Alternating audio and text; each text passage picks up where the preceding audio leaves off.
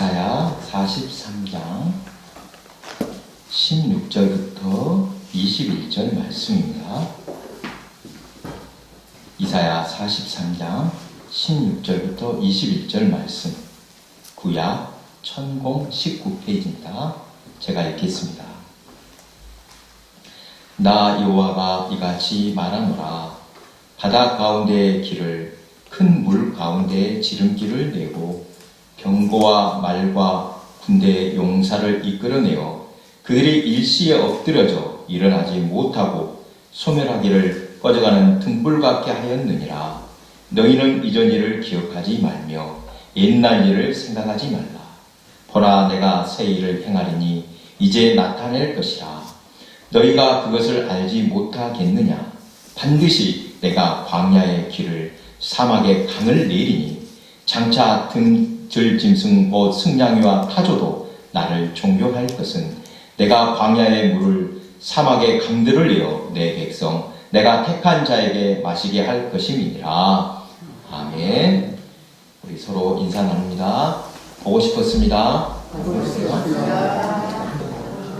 네, 사랑합니다.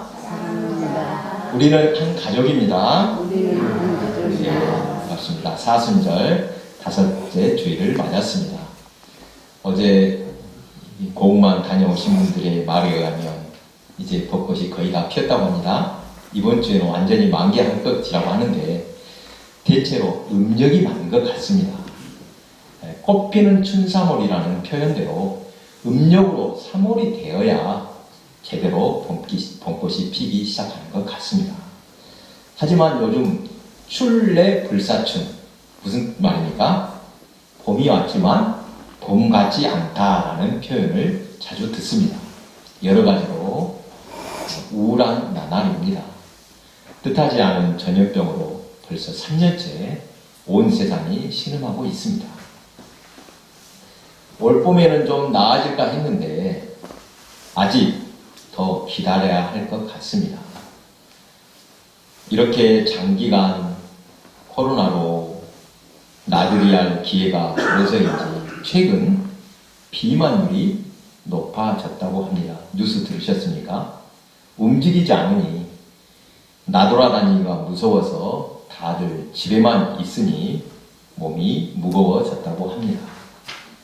이런 뉴스를 들을 때 몸에만 문제가 생긴 것이 아니라 마음에는 더 큰 문제가 생긴 것 아닐까 싶었습니다. 사람들은 몸의 건강에 관심이 많지만 마음의 건강은 소홀히 하는 것 같습니다. 마음 건강, 이런 말도 잘 안 쓰지요. 사실 마음의 건강이 더 중요하다고 합니다. 왜요? 마음의 건강이 무너지면 몸도 병들기 때문입니다. 몸을 건강하게 유지하기 위해서는 적당한 운동이 필수적입니다.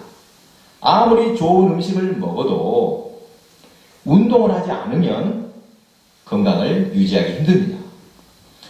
어르신들이 말년에 고관절의 골절로 병상에 누우면 금방 돌아가신 것을 봐도 적당한 운동이 얼마나 중요한지 알 수 있습니다. 그렇다면 여러분, 마음의 건강을 위해서는 무엇을 어떻게 하는 것이 좋을까 생각해 보신 적 있습니까? 여러분은 마음의 건강을 위해서 어떻게 하고 계십니까? 우리나라 사람들에게는 화병이 많다고 합니다. 한문으로 무슨 자입니까? 불화임. 마음에 불이 난 것 같은 병입니다. 한국 사람이라면 어떤 것을 말하는지 이해할 수 있을 것입니다. 영어 사전에도 우리말의 발음대로 화병이라고 적혀 있다고 합니다. 이 화를 다스리기 위해서 상담합니다. 상담, 한자로 풀어보면 무슨 상입니까? 서로 상, 담자는요? 말할 단, 이야기하는 담. 예. 또 담자를 보면 담자, 말씀 엄견에 뭐가 들어있죠? 불화자가 몇 개요? 두 개가 있습니다. 예.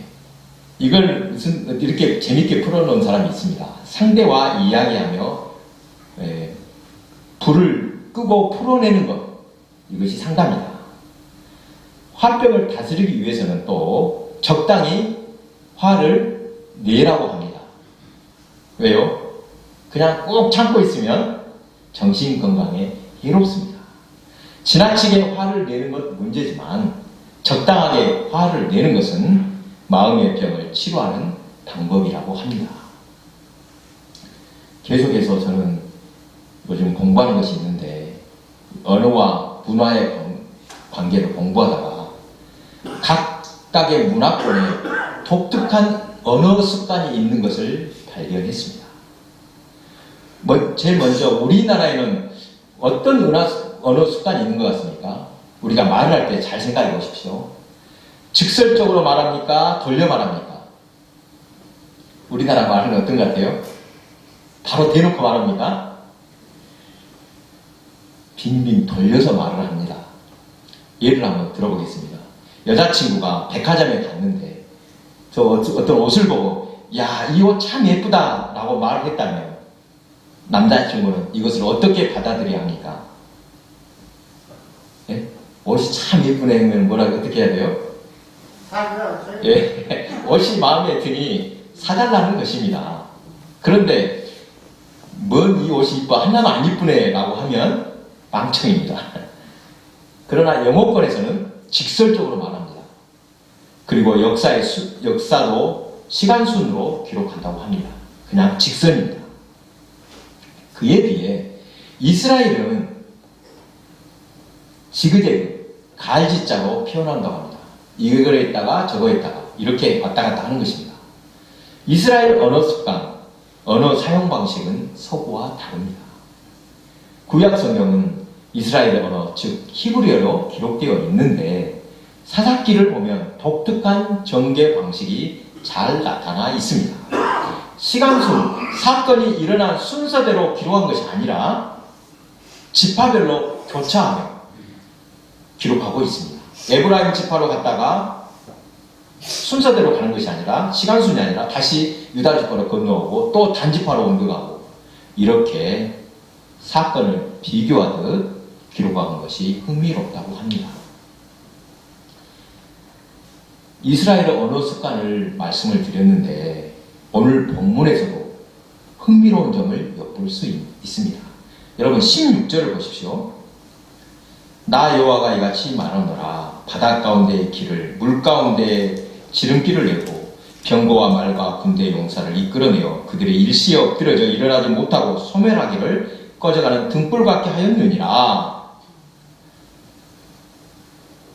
여러분, 이 말씀은 과거의 어떤 사건과 비교해서 그것을 떠올리게 합니다. 어떤 사건이 떠오릅니까? 방금 보니까 네? 출애굽과 출애굽 사건을 떠오르게 했습니다. 그렇죠. 물속에 길을 냈다. 광야에 길을 냈다. 이스라엘 역사에서 가장 중요한 두 사건이라고 한다면 출애굽과 본문이 가리키고 있는 바벨론 포로 생활에서의 귀환이라고 하겠습니다. 규모 면에서는 이스라엘 백성 전체가 움직인 출애굽과 비교가 안 되지만 민족의 정체성이라는 측면에서는 불과 몇천 명이 돌아온 사건이었지만 충분히 비교할 만합니다.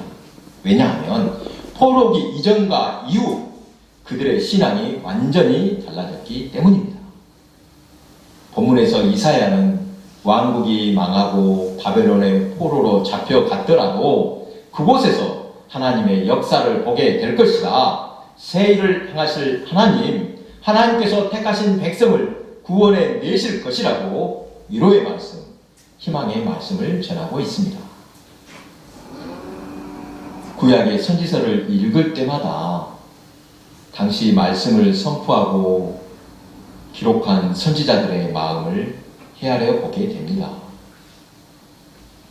선지자를 또 예언자라고 부르기도 합니다. 여기서 예언자란 일기예보를 말하듯 미래에 일어날 일을 알려주는 역할이라기보다 백성들 앞에 서서, 즉 시대에 맞서서 선포하는 역할이라고 해야 할 것입니다. 대체로 쓴소리하는 역할을 담당했습니다. 이왕이면 복되고 좋은 소리를 해야 반겨줄 텐데 어쩔 수 없이 책망과 저주를 선포해야 할 때 선지자들은 얼마나 괴로웠을까 생각해 보았습니다. 하나님의 선지자들은 사람들 귀에 달콤한 소리가 아니라 더하지도 빼지도 않고 오직 하나님이 주시는 말씀만을 전했습니다. 그러다 보니 예레미야처럼 듣기 싫은 소리를 해야 할 때 온갖 어려움을 당하기도 했습니다. 오늘날 교회도 마찬가지인 것 같습니다. 날이 서 있는 말씀, 지금 이 시대를 향한 하나님의 안타까운 마음으로 하늘의 소리를 그대로 전하면 교회가 부흥하겠습니까? 부흥하지 않겠습니까? 너무 날이 서고 너무 하늘의 소리를 그대로 전하면 교회가 부흥하지 못할 것이라고 합니다. 축복의 말씀이 있어야 한다. 소망의 말씀이 있어야 부흥한다고 합니다. 예전에 급히 성장한 교회를 보면 특별한 은사를 가진 목회자가 예언을 한다거나 또 어쩌다가 성도의 병을 고쳐서 기적을 행함으로써 또 성도들에게 계속해서 복을 빌어줌으로써 교회가 성장하는 것을 볼 수 있습니다. 물론 신앙생활에서 이러한 기적과 복 중요합니다. 복을 빌어줘야 되지요. 하나님께서는 필요 적절한 시기와 방법대로 우리에게 복을 주시고 기적을 주실 것을 믿으시기 바랍니다. 하지만 문제는 그것에 대한 열매와 결과입니다. 교회가 부흥하고 성장해서 하나님의 영광을 드러내고 세상의 빛과 소금이 되어야 할 텐데 욕을 먹는다면 주님과 아무 상관이 없는 교회가 될 것입니다. 어떤 일은 말합니다. 마귀도 은사를 준다. 사탄도 병을 고치고 부자로 만들어줄 수 있다고 합니다. 신학적인 논란을 떠나서 무슨 뜻으로 한 말인지 알 것 같습니다. 눈앞에 보이는 현상으로만 판단할 것이 아닙니다. 세상 사람들은 흔히 좋은 게 좋은 거다라고 말을 하는데 믿는 사람은 언제나 하나님의 말씀을 표대로 삼아야 합니다. 여러분 꼭 기억하시기 바랍니다. 세상 풍습을 따라가지 말고 하나님 말씀을 삶의 기준으로 삼으시기 바랍니다.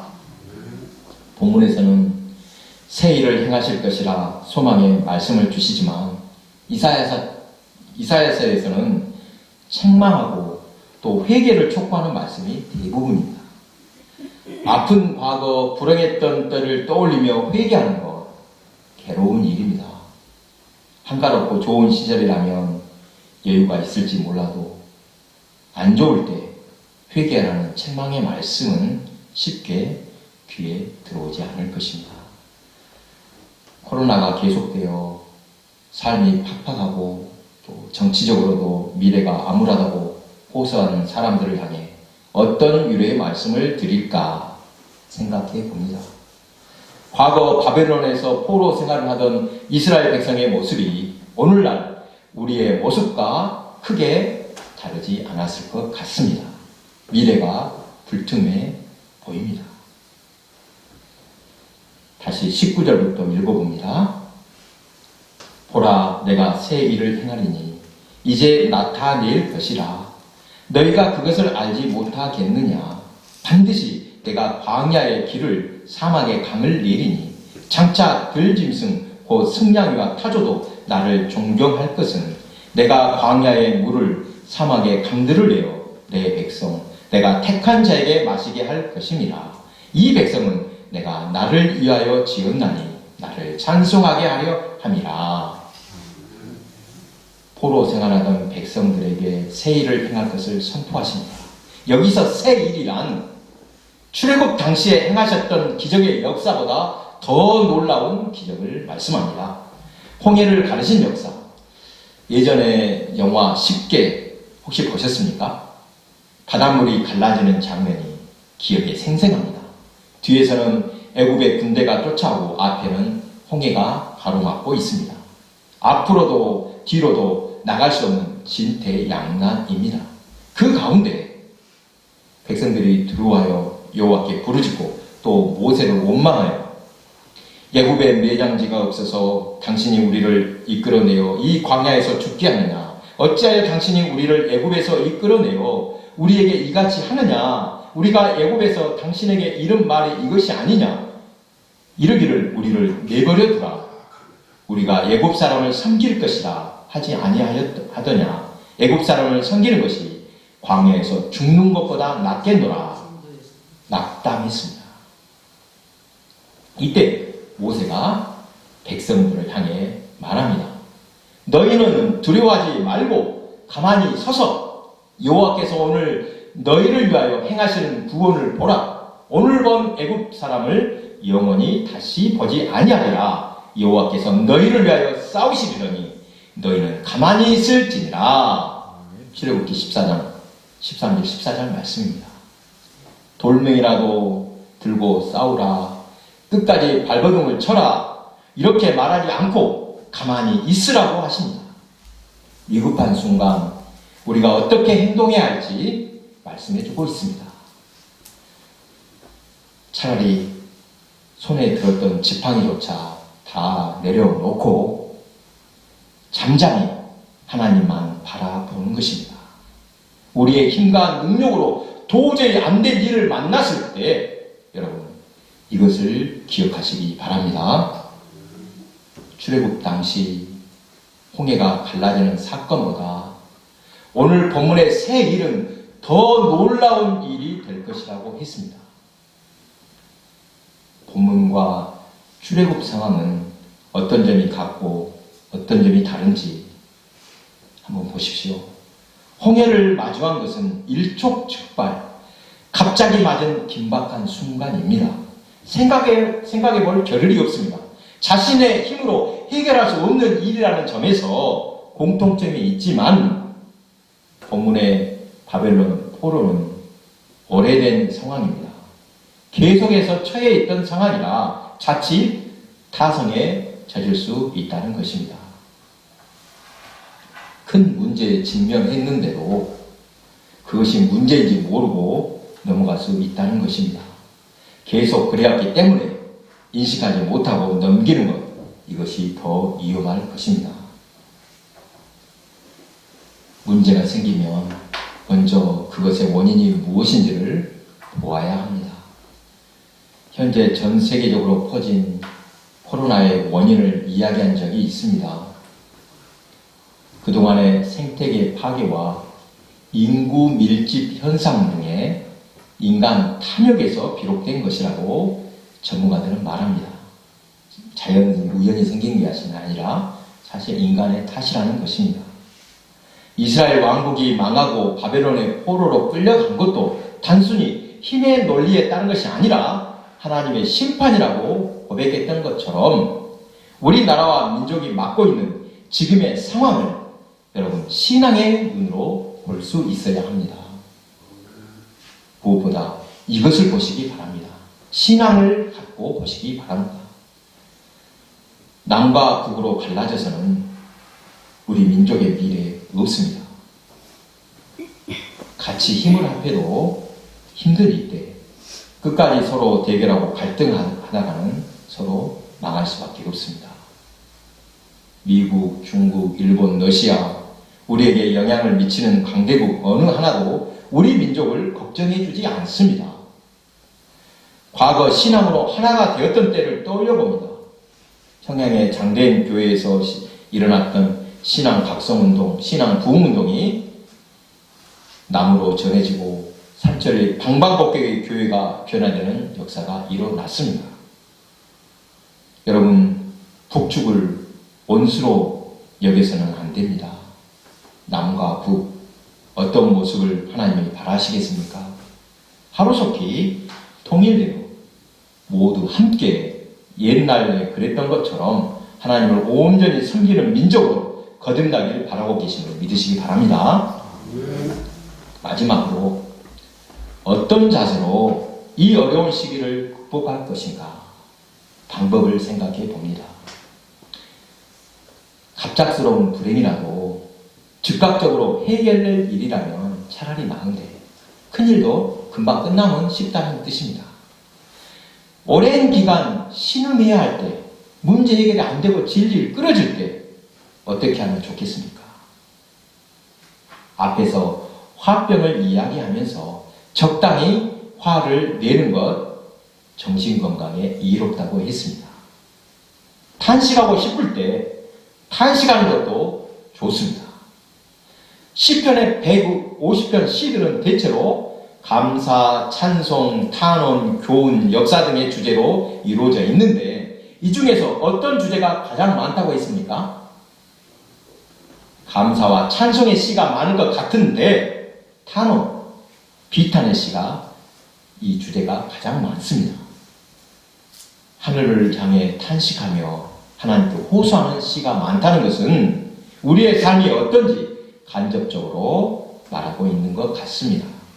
여러분 각자 한번 돌아보시기 바랍니다. 하나님을 간절히 찾을 때 대부분 탄원하는 때였을 것입니다. 감사하고 찬송하기보다 하나님께서 도와주셔야만 합니다 라고 호소할 때가 더 많다는 것입니다. 여러분 이럴 때 마음껏 탄식하시기 바랍니다. 슬플 때 슬프다고 솔직하게 내보이는 것 부끄럽게 여기지 마십시오. 오히려 하나님께서는 우리가 비탄에 빠져 탄식하며 부르짖을 때 불쌍히 여겨주시고 역사해 주십니다. 다만 한 가지를 기억하시기 바랍니다. 탄식을 살 수밖에 없는 세상이지만 우리의 탄식은 소망 중의 탄식임을 기억하시기 바랍니다. 소망을 갖고 탄식한다. 어색한 표현 같지만 신앙생활을 돌아보면 맞는 말입니다.